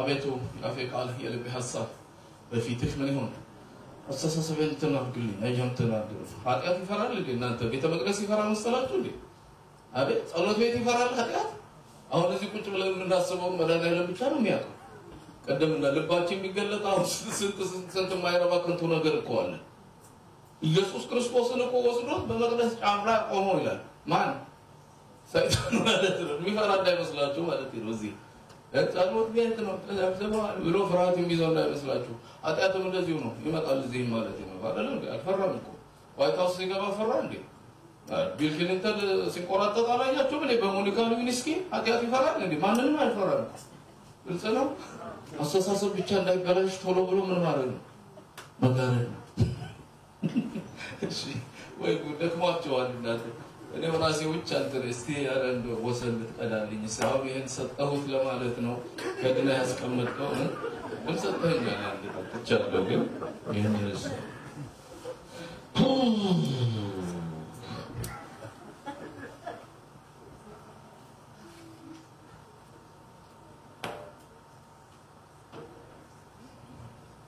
በሮሜ ምዕራፍ 5 ቁጥር 12 በአንዱ አለመታዘዝ ምክንያት ኃጢአት ሰተት ብሎ የትገባ ይላል ወደ ዓለም ገባ ይላል ነበር ብያለሁ በፍጥረት ዓለም ወደዚህ የሚታየው ዓለም የገባ በአንድ ሰው ምክንያት መጀመሪያ አጥፍቶ ጠፊ አዳም ይባላል ሁላችንን ይዞ ድርግም ማለት ነው መጽሐፉ ሁሉ በአዳም ምን ይሆናሉ ይላል ይሞታሉ ይላል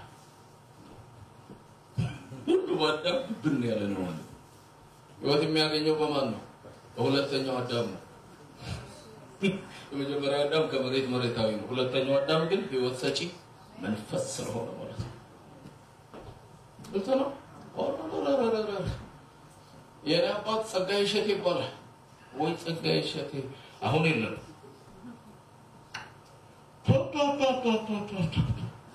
የተወለድኩት አዲስ ከተማ እናታችን ስትነግረን ታሪኩን ቤት ሰርቶ ነበር አዲስ ከተማ ብዙ ክፍል ቤቶች አንዱ ሲሸጥ ሲጠጣ አንዱ ሲሸጥ መጨረሻዋ የነበርንበትን ቤት ለመሸጥ ደላላ ይዞ መጣለች እናታችን ያን ጊዜ ልጆቼን በጥርሴ ይዤ ከቤት ወጣሁኝ በድህነት ነው ያደግኩት እናቴ ቅጠል እየሸጠች ነው ያሳደገች ጸጋዬ እሸቴ ስሙ ሲነሳ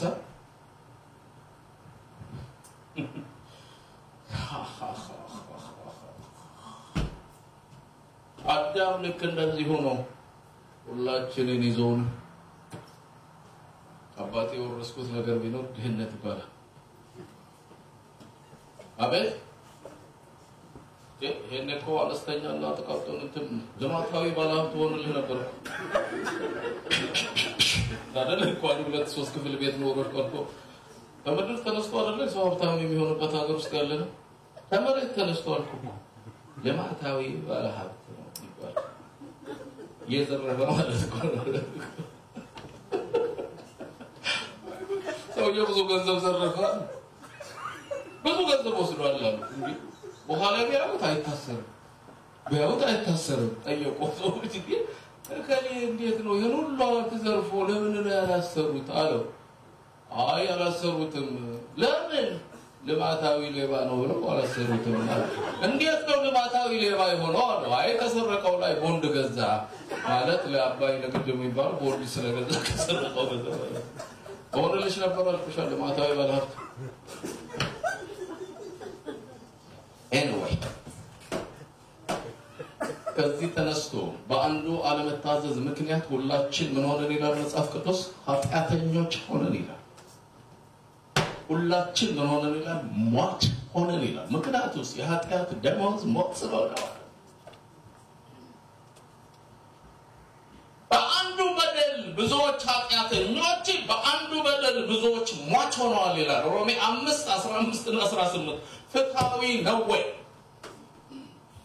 አቤት አንዱ በበላ ሌላው የሚደበደበው ፍትሃዊ ነው ሰዎች ዛት ፌር እንደሚሉት እንግሊዘኛ በዛው ለምን መሰለሰለ የኛ ሙሽራ ኩሪባቸው በእንግሊዝ አናግራቸው እንደሚባለው የኛ ሰፈር ትንሽ ለበጣ ቃለጣን ማረጋለብኝ እንደዳይነት ወረት በእንግሊዝ መናገረው ለእንትን ብዬ ነው ለሞራልም ለእንትንም ተቀምላልና ለዛ ብዬ ነው ማወራ እሺ ፍትሃዊ ነው ወይ አቤት እንዲያውም እኮ ጳውሎስ በሮሜ መልእክት ላይ ሲናገር እሱ እንደሰራው በደል አይደለም እኛ የሰራነው ይላል እሱ እንደታዘዘው አልታዘዝንም ይላል ፍትሃዊ ነው ወይ ይሄንን ሲያብራራ እንዲህ ብሎ ይናገራል በፊት በዳይ የሆነው ስንት ነበር ይላል አንድ ሰው ነበር ይላል አሁን ግን በዳዮቹ ብዙዎች ናቸው ይላል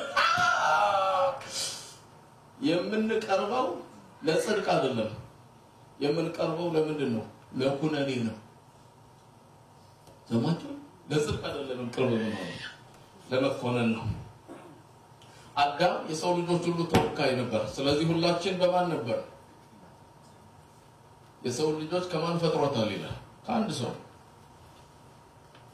መጽሐፍ ቅዱስ ስሩ ቅዱስ ከሆነ ቅርንጫፎቹ ይቀደሳሉ ይላል ስሩ እርኩስ ከሆነ ቅርንጫፉ ሁሉ ይረክሳል የሚለው ከዚህ ተነስቶ ነው እንሰራ እንዴት እንደረከሰ እንዴት እንደተቀደሰ አይታችሁታል ሁለተኛው ስር ቅዱስ ስለሆነ ነው የተቀደሰው የመጀመሪያው ስር እርኩስ ስለሆነ ነው ሁላችን ምን ሆነው የረከስነው ማለት ነው ስለዚህ ኃጢአተኞች ሆነናል የመጀመሪያው ኃጢአት ምን ይባላል ኢንሄሪታንስ ሲን ወይ ኦሪጂናል ሲን ይሉታል አንዳንዶቹ የመጀመሪያው ኃጢአት የተወረሰ ኃጢአት ይባላል ዳዊት በመዝሙር 51 ቁጥር 5 ላይ ሲናገር ኃጢአተኛ ሆኜ እንደተወለድኩ እንደተጸነስኩ ታውቃለህ ከተወለድኩበት ከተጸነስኩበት ጊዜ ጀምሮ ምንድነው ይላል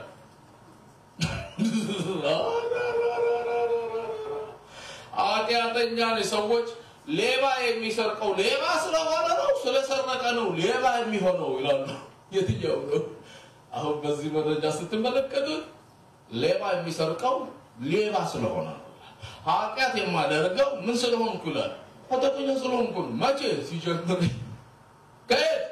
ከማህፀን ያንን እኮ ባለቤቷን በጥይት አስደፍቶ ቤርሳቤህን አቅፎ ከደኛ በኋላ እኮ ነው መዝሙር የዘመረው አሁን አይደለም ኃጢአተኛ የሆንኩት አሁን ስታገኘኝ አይደለም ሲፈጠር ጽንስም ስወለድም ምን ሆኜ ነው የተወለድኩት ይላል ኃጢአተኛ ሆኜ ነው መዝሙር 58 ቁጥር ወጣው ሐሳቡ ሰፊ ስለሆነ በሶስት ቀን ቶሎ መጨረስ ስላለብን ነው ቶሎ በረር ነው መዝሙር 58 ቁጥር 3 ኃጢአን ከማህፀን ጀምረው ተለዩ ከሆድ ጀምረው ምን አደረጉ ይላል ሳቱ ይላል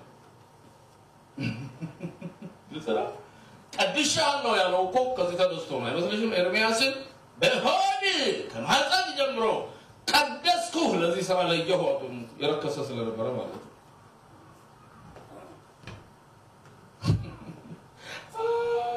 ኃጢአት የሰውን ህይወት ከማህፀን ጀምሮ በክሎታል ኢንፌክት አድርጎታል እንደ HIV ኤድስ ከወላድ ወደ ልጅ እንዳይተላለፍ ማድረጊያ መንገድ የለም ወጥሰነዋል ማንን ኃጢአትን ማለት ነው ወገኖቼ ወረደ ብሎ ግን የራሱን ኃጢአተኝነት እኮ ይገልጻል እናቴ በእናቷ ሐሳቧ አልቆመም እኮ አንተን ምን አደረኩ ይላል በደልኩ ተላለፍኩ ክፋትን አደረኩ ይላል እኔም ራሴ ማለት ሁለተኛው ኃጢአት የግብር ኃጢአት ይባላል አክቹዋል ሲን የሚባል ወረስን ኃጢአትን እኛስ አባታችን አካውንት ከፈተልን ምን የሚባል ኃጢአት የሚባል አካውንት ከፍቶ ቁጭ አደረገልን እኛ ደግሞ ቁጠባን ባህላችንና በሚለው መሰረት ማጠራቀም ጀመር መጽሐፉ ለዚህ ነው በኃጢአት ላይ ኃጢአት እየጨመራችሁ ለምን ተቀሰፋላችሁ ሰላም በዛው በተከፈተ አካውንት ምን ማድረግ ጀመረ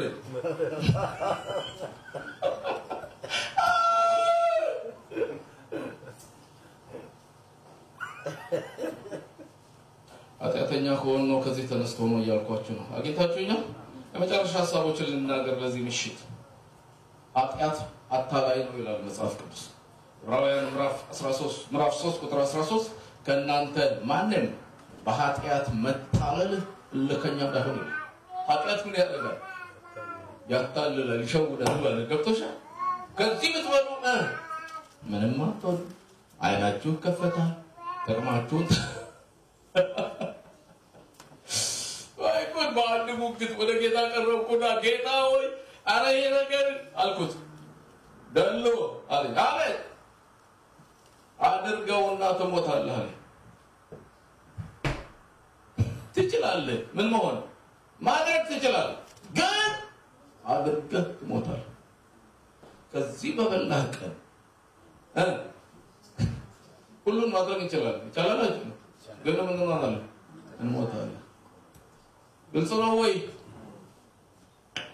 ኃጢአት አታላይ ነው ምንም አትሆኑም ይላል ማታለል ማለት የተሳሳተ ነገር እውነተኛ እርግጠኛ አድርጎ ማቅረብ ማለት ነው ነገሩ ስህተት ነው ግን ያን የተሳሳተ ነገር እርግጥ ነው እውነት ነው ብሎ ቁጭ በሉ ማለት ነው ኃጢአታዊ ምኞት ሰውን ይስባል እንደ ማግኔት ማለት ነው ማግኔት በልጅነታችን አልተቀነ ከምን እንደሚሰራ ማለት ነው ተይቶም እንዳገኘ ነው አላውቅም ያንዴ እንግዲህ በተዋረድ ከየት እንደመጣ አላውቅም በዛ በማግኔት ስፒል ሁሉ እናቆማለን እኮ ሰላም ታስኪሰት ድረስ ስፒሉ ይላል ከሶሩ እንትኑ ማግኔቱን እንትን ያደርግን በወረቀት ስር ማለት ነው እንፈልገው እንዲህ ይላል ሃሌሉያ ዘዞረ አልጠፋሁም ከደጃፍ ተቤት መድረክ ሃሌሉያ ምስጋና ላንተ ይድረስ እንደምንለው እንደኛ ማለት ኃጢአት የሚያደርገው እስከ መቼ ነው ያንን ስፒል አቤት እንዴት ሲለው ይላል እንዴት ሲለው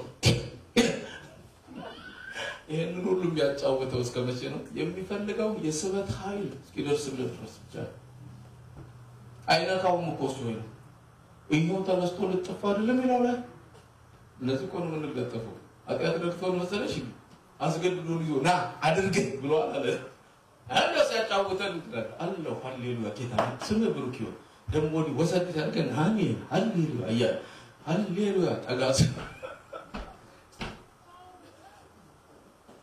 ሰው በራሱ ምኞት ሲሳብና ሲታለል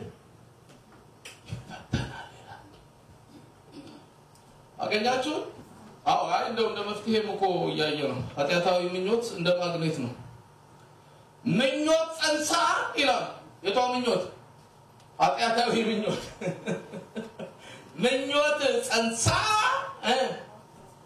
ወልዳለች ይላል ምን አቤት ሞትን አንዴት ወልዳለች እንጂ ያልወለደውን እንትን ማረግ ጥሩ አይደለም ኃጢአታዊ ምኞት ተጸንሳለች ምን ኃጢአተኛ ስትወልድስ ኃጢአትን ትወልዳለች አይ እንዴ ወይ አንቺ ከዛስ በኋላ ይሄ ተወለደው ሲያድግ ነው ሞትን ይወልዳል የተባለው እንደው የሞት አያቷ ማነች ሲሉ ምኞት ናት ያሉት ከዚህ ተነስቶ ምኞት ብናርጋ ጸንሳ ያተው ምኞትን ትወልድና ምኞት ስታድግ ምን ትሆናለች ሞትን ትወልድ ለበብላችሁ ስሙ ኃጢአት ሳይጸነስ ተወልዶ ያቀም በእግዚአብሔር የሚሳነው ምን አለ ካላላችሁ በቀር ማለት አቤት ኃጢአት ሳንጸንሰው ወልደነው አናውቅ ደንገት እንደ ዱብዳ ላያችን ላይ የሚመጣ ነገር የለም መጀመሪያ ምን አድርገው ነው ጸንተው ነው ስለዚህ ውርጃም እንደግፋለን የምን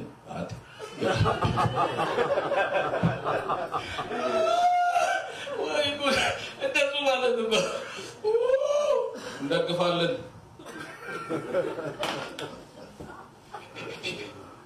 ክፉ ምኞት በመንፈስ ቅዱስ ኃይል ካልተቃወም ነው ወደ ኃጢአት ይመራናል ኃጢአት ሲያድግ ሞትን ከዚህ ቆን በህይወት ምስክርነቱ በሰማነው ማለት ነው የምናከብረው ሰው ኃጢአት ስሩን ሰደው ሳይጠነክርብኝ ሳይታወቀኝ አድርጎ ሞትን ሳይወልድብኝ ንስሐ እንድገባ እሱ ነው ያለው ብለሽ የተሻለ ህይወት ምስክርነት አለው ምንለው ሰው ማለት ነው ለእናንቺማ ሌላ ጸሎት ነው የሚያስፈልገው ማለት ነው በዚህ በረታ ማለት እንጸናው ቆመን ጸልይ ጀፋቶራባ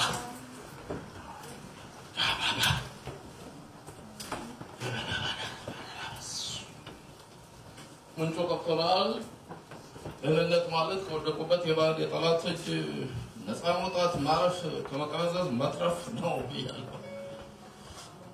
ሰው ደህና እንዳይሆን ያደረገው ኃጢአቱን ወርስ ነው ኃጢአቱንም አደረግ ነው ስለዚህ አካውንታችን ጤቅ ብሎ ሞላ መሸከት ነው ይሄድ እናንተ እንደምታረቁት በዚህ በካርድ እንደምታረቁት ማለት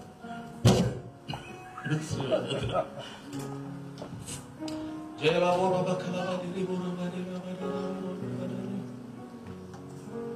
የሌብነት ካባ ወርቁም ሆነ ብሩ ከድንኳኔ በታች ተቀብረው ላይ ቀሩ ቃልን በመፈጸም ልጆች ሲጥሩ በተደበቀ እርም ወድቀው ሲማረሩ ኃጢአት ስሩን ሰዶ ሳይጠነክርብኝ ሳይታወቀኝ አድጎ ሞትን ሳይወርድብኝ ንስሐ እንድገባ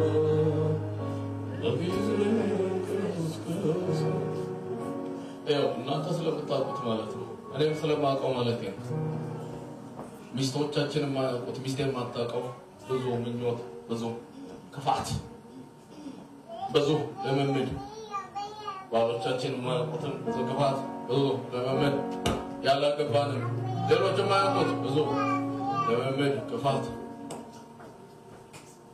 መድኃኒዓለም ማዕከላችን አለ ፈውስ ይሰጣል ማለት ነው የፈውስ ጊዜ ነው ሃሌሉያ ቃሉን ላከ ፈወሳቸው የተባለው ከዚህ ከመከራቸውም ሁሉ አሁን እርግማን እንደመጣባቸው አታስቡ። ፈውስ ነው የመጣላችሁ።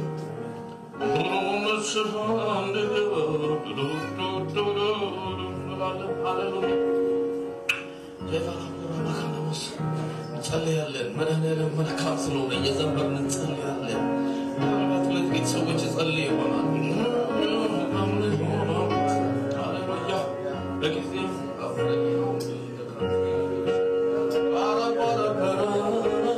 በጊዜ ቅስቅሰኝ። ኃጢአት ሳይጸነስ አይወለድም ብያችኋለሁ። ድንገት የምናደርገው ነገር የለም እኮ። ጽንሱ ዛሬ እንዲወገድ እንጸልያለን። በልባችን ያለ ክፋት፣ በልባችን ያለ ማመፅ ይወገድ። መድኃኒዓለም አስወግደው እንላለን። ይሄ እርሾ ይደፋ፣ የኃጢአት እርሾ ይደፋ እያለን ነው እንጸልይ። ሃሌሉያ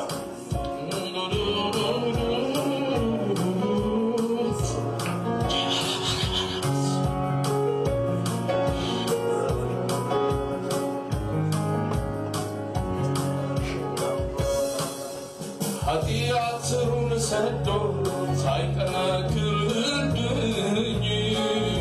ሳይታወቀኝ አድጎ ሞትን ሳይወልድብኝ ንስሐ እንድገባ በጊዜ ቀስቅሰኝ።